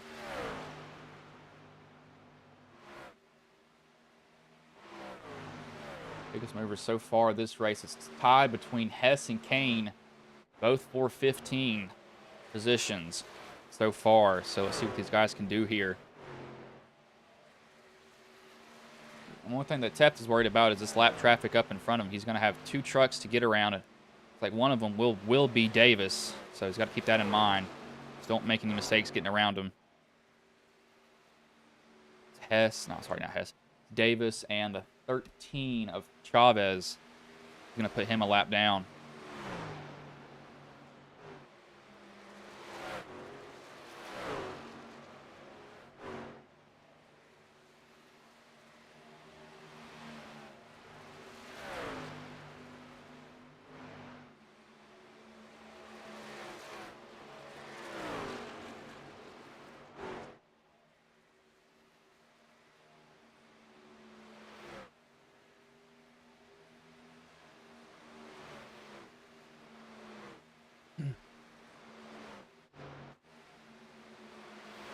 Kane will get to the inside of Wayne Scott easily. He's got a little bit over 2.5 seconds to Hess with 21 to go, so there is a chance that he will possibly catch him. Ran a little bit faster the last lap. Might be a little bit slower this lap. No, he's still faster. So Hess is bleeding time. So I think Kane will catch him before this race is over. See him kind of lurking down that back stretch right now. But all eyes are on Teft. But I'm going to keep an eye on Kane here for just a little bit. yeah, right now, one of the faster trucks on the racetrack is Dennis Kane. Now he can see that 86 of Kyle Hess just right there in front of him. Right now, all he probably sees is just a little green blob right now at the moment, but it is getting closer. Yeah, so now it's just a matter of hitting the marks, right? You got to hit your marks, you got to execute. We're in the latter part of this race. We're coming to near 20 to go, 21 to go. Hess is getting a little gutsy. He got in the wall there coming off of 4. So he doesn't need to be doing that. I didn't want to cut you off there when I saw him get into it. He didn't get into it too hard, but that definitely did hurt his lap time. Actually, no, it didn't hurt it that much. Still ran a 31:53. 31:47, right, compared to Kane.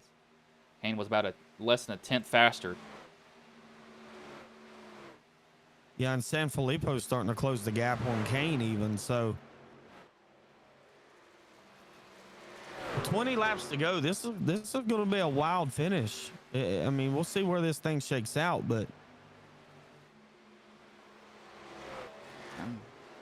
I'm more interested in Kane. I think it's kind of write the check for Teft, but I want to see if Kane can catch Hess now because I really think he can.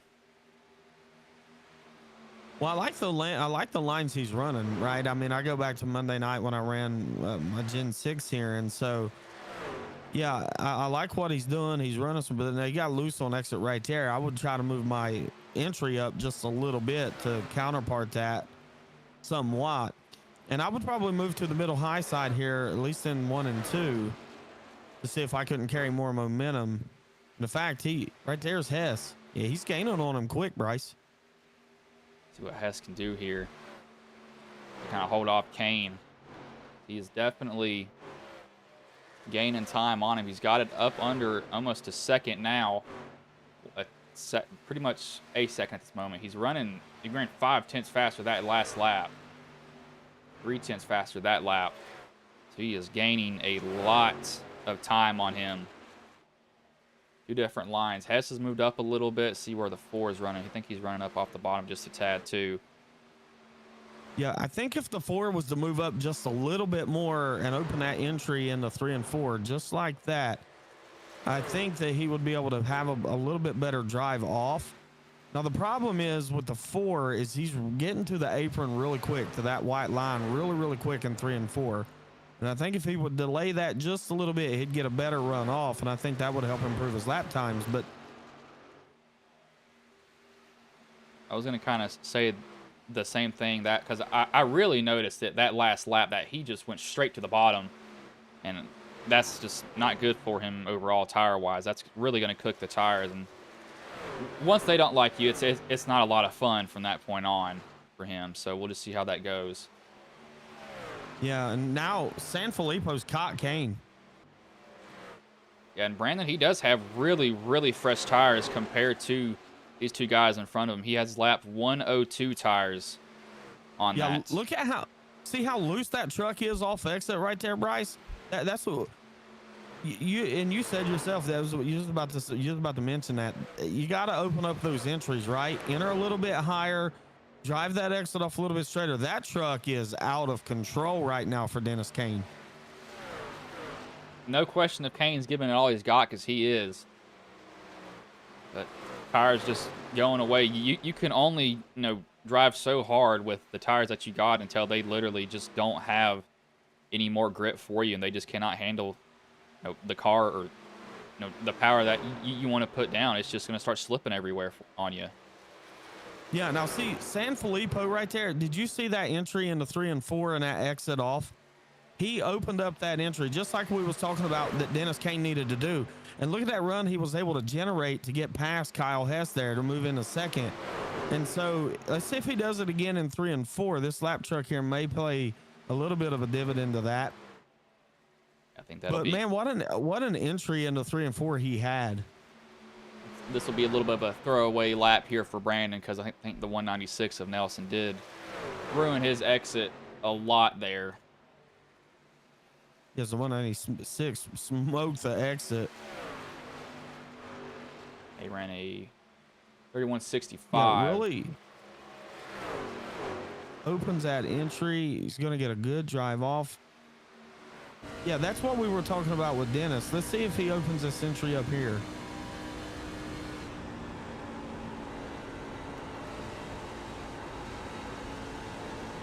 Yeah, it looks like he lifted at the NASCAR sign there going into 3 and 4. I actually want to see if he does it again going into the corner. If I get, yes, he's definitely a lot later than everybody else. Looks like this corner he's going to run basically the seam. 3 and 4s looks like that's where he's basically nailing his whole line getting into the corner. Yeah, really wide open entry. Yeah, nice job by Brandon. That's kind of the line we were talking about. But I tell you right now, this guy here, he's just put on a show tonight. Teft is coming to 8 to go here. Led a decent majority of this race. He qualified second. It might get interesting here around these two. This is Kane and Hess. 2 trucks that are handling horribly. One of them has no tires in the rear. Hess is plowing. He gets tight. Now, one thing, too, that I don't think people realize, it is so annoying when the car is tight loose. You're trying to get it to turn, and then when it comes off the corner, it wants to just snap on you. That's what it looks like Kane's dealing with. Hess is going to get up on that high line. I think that's going to be the smart move for Hess, is just get up on that high line and just don't put a lot of wheel into it. But Kane is driving that thing. Oh, my Lord, we got a caution here. Wow.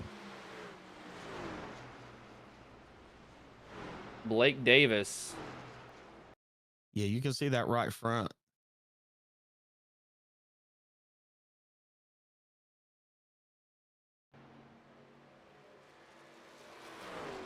Oh, he get below the apron there? Yeah, I think he did.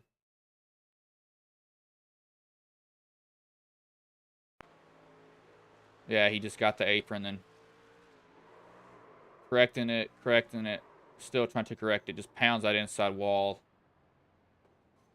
Goes back up to the outside, and I don't think he's got any turn after that, and just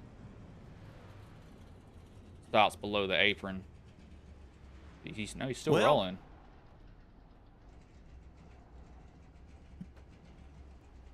Oh, Lord. Tef will come down pit road. Brandon's going to stay out.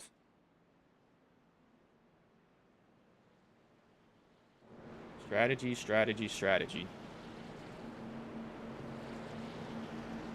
That might have been okay if there would have been other cars stay out there with Brandon. I was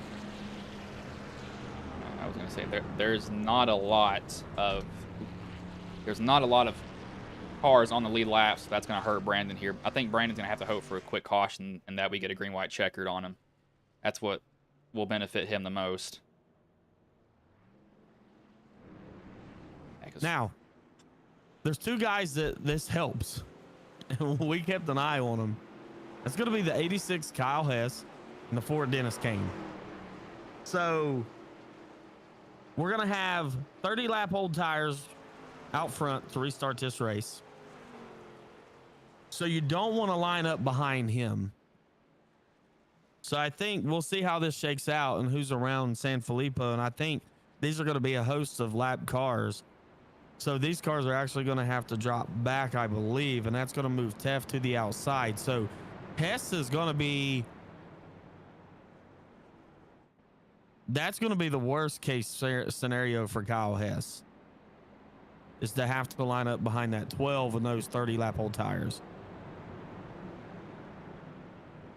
I do not think this is going to end up good for Brandon at all.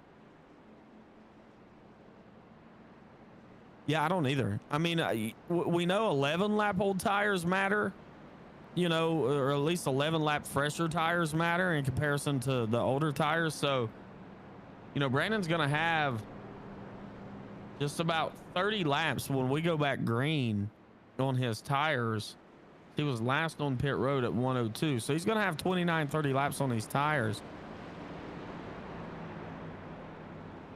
You got to watch wheel spin here. Yeah, I don't know if he's gonna. I don't know if he'll be able to get going. I really don't think he will. Tef's gonna have it.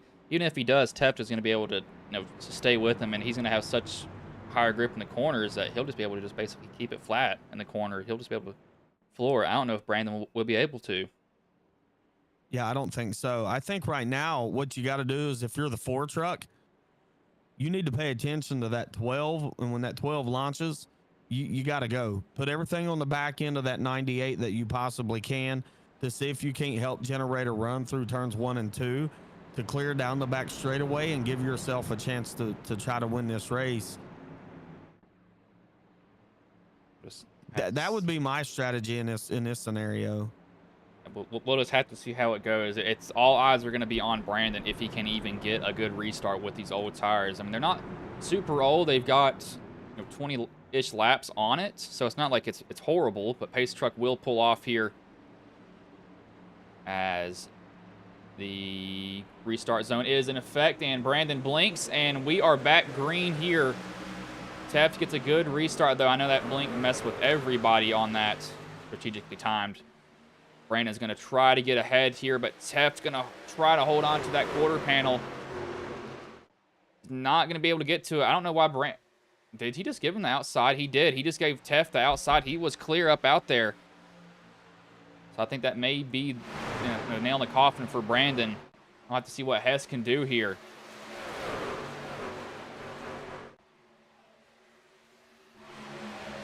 Yeah, so now Tef, Hess, Kane is all cleared. So now it's going to be full bore, right? There's no sense in saving tires. We got less than 5 laps to go now, I believe, right? So... And Hess is all over Tef. He's trying to get to the inside of him, see if he does it this lap. He just bail on the high line. Looks like he will. He's to diamond that corner off. One thing I'd be worried about is getting loose. As Hess looks like he gets a pretty good run off the high line here. Going to look to the inside of Tef. Now back to the outside. He can just get that quarter panel. He's got to just gun it on this high line here because he is to the outside of Teft. You got to keep your foot in it as long as you can, even if Teft slides up, so you can do the crossover move here on him going down the backstretch. They're coming to 2 to go as Hess is going to look to the inside of Andrew Teft. Going to try to slide job here, pushing Teft up a little bit. No harm, no foul, though, as they're going to race off of 4 coming to the white flag. Look at Kane coming back here. These two battle side by side. It's slowing them down, and it's going to bring Kane into the picture now. But Andrew Teft and Kyle Hess battling for the lead here side by side with each other. Where does Kane go if he has any place to go? Does he shoot it 4 wide? Does he stick with Teft? What does he do? Hess has got to just gun it in this corner, keep his foot down. He's going to slide up in front of Teft here. Can Teft pull the crossover move coming off of 4? Looks like he's going to have a shot at it here. It will be down to the line as Hess will nick the wall just a little bit, and it will be Andrew Teft who will take home the win.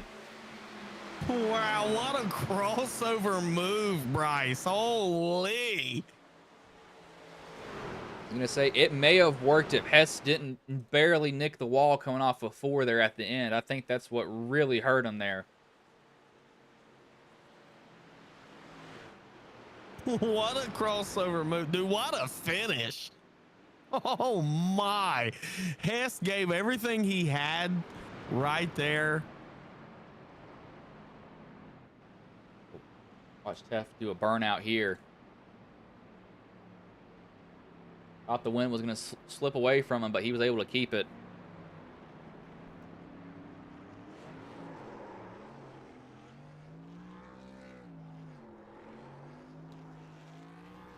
What a finish. That was an insane finish, man. That was a really good green-white-checker finish. That was awesome. Teft still burning it down.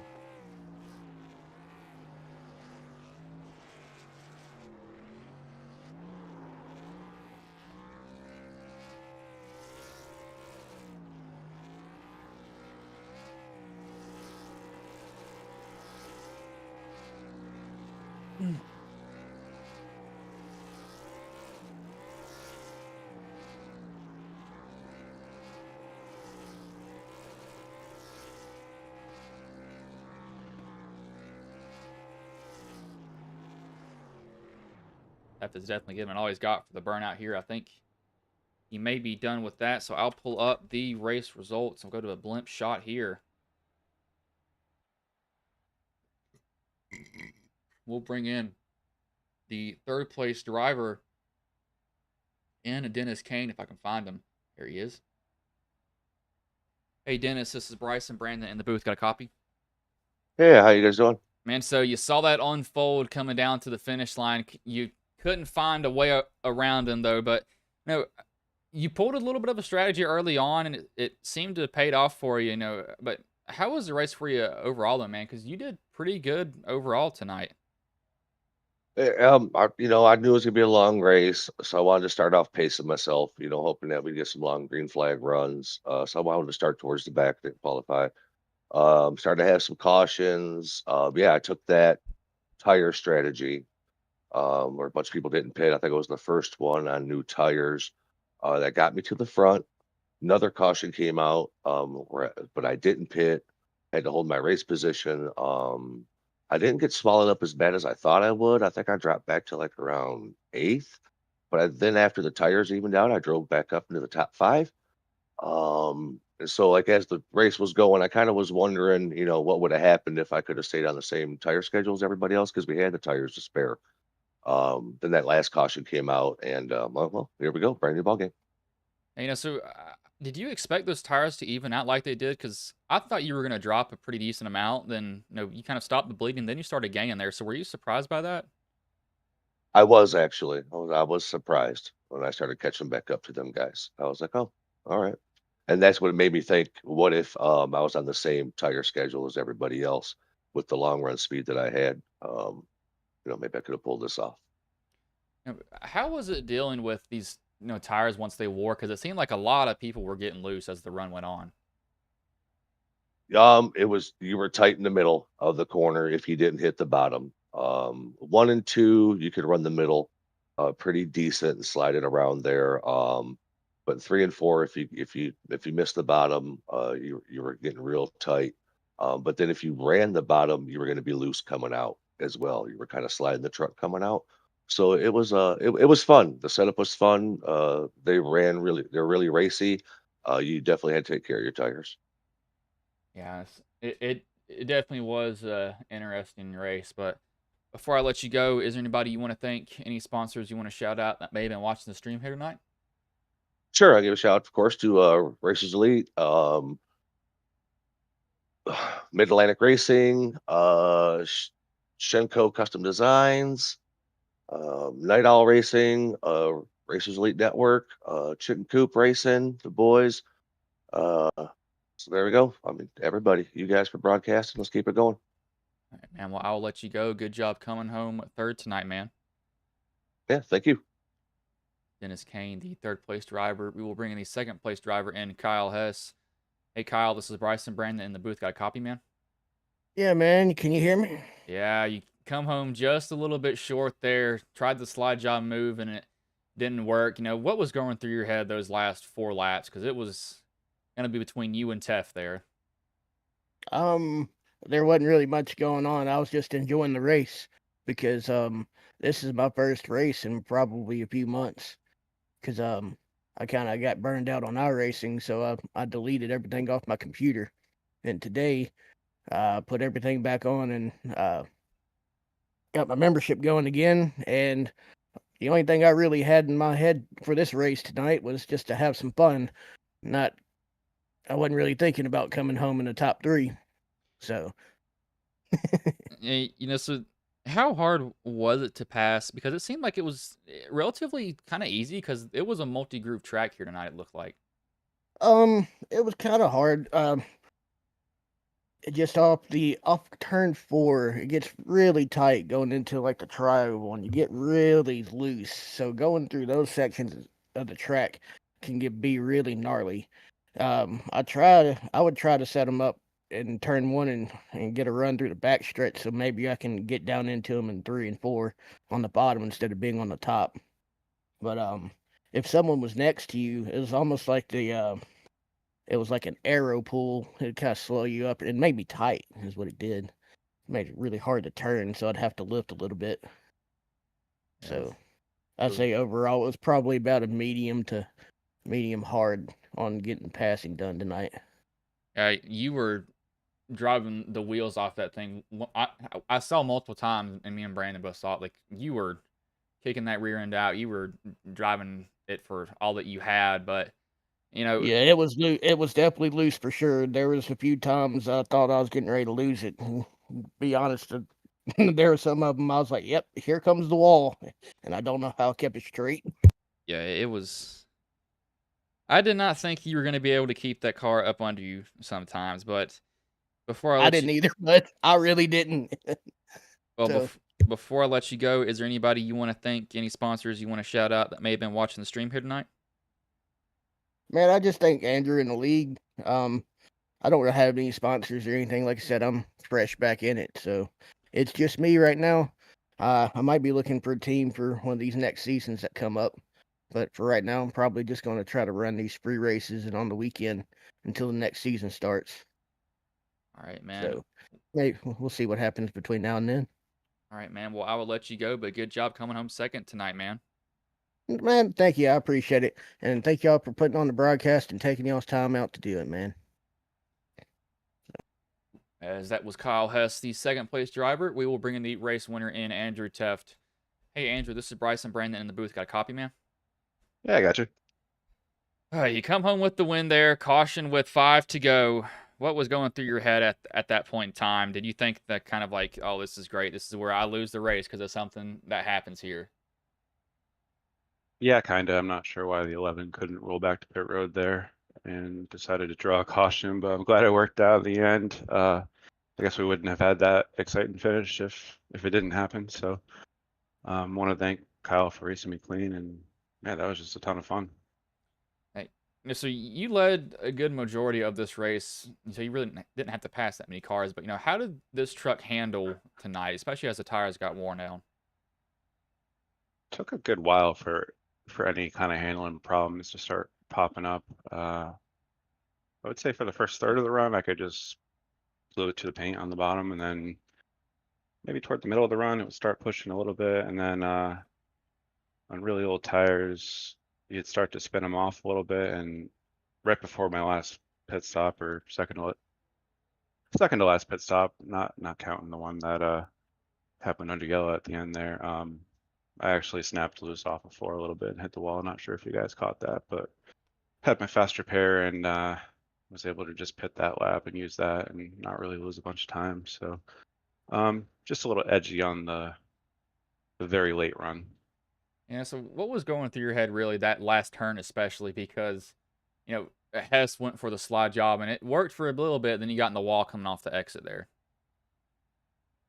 Yeah, it seemed like he was really sending it off in there, and I don't blame him. We're both going for it. So just kind of predicted that he might drift up and decided to kind of lift early and just turn down. And it would have been close if he didn't scrape the wall. I think that's what really got him there. It might have been about even coming to the line if he didn't do that.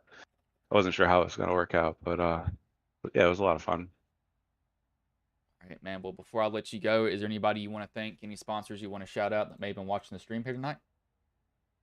Yeah, I want to thank you guys for helping out in the booth, and our servicemen and women, friends, family, team, everybody that tunes in to watch, shows up to race, and I want to wish everybody a happy Labor Day. And if you're interested in checking us out, head on over to racerselite.com for all our info. And if you don't mind doing us a favor, just hit that subscribe button on our YouTube channel homepage. We're trying to get to 1,000 now. We hit our last goal of 500, so now we're doubling that goal and trying to get to 1,000 by December or so. So everyone helps, we appreciate it, and it's free. Just got to push that one button. All right, man. Well, I will let you go, but good job coming home with the win tonight, man. Thanks, guys. Andrew Teft, the race winner. Top 3 was Teft, Hess, and Kane. How was that race from your point of view, Brandon? Because it started out sloppy, and then it looks like they settled down there at the end. Yeah, I mean, I was kind of thrown off with the beginning part of tonight's race, but I'm gonna tell you what, that's one of the most spectacular finishes that we've got to see yet calling races together up here, Bryce. So congratulations to Teft, Hess, and Kane for bringing home podium finishes tonight. But yeah, all in all, kind of a sloppy start, but man, what a finish we got to witness at the end of this thing. Yeah, it was definitely a good finish there. I really thought that slide job was going to work, but evidently just cut a little too short there at the end for Hess. But he gave it a heck of a drive. But I'll be at Darlington tomorrow, leaving at 11. Hopefully, Kyle Larson does not wreck out, and I drove 5 hours for nothing. Now that I say that, it'll probably happen. I'll be so mad if he does that. But hopefully, y'all have a good night. I'm not going to keep you all here any longer.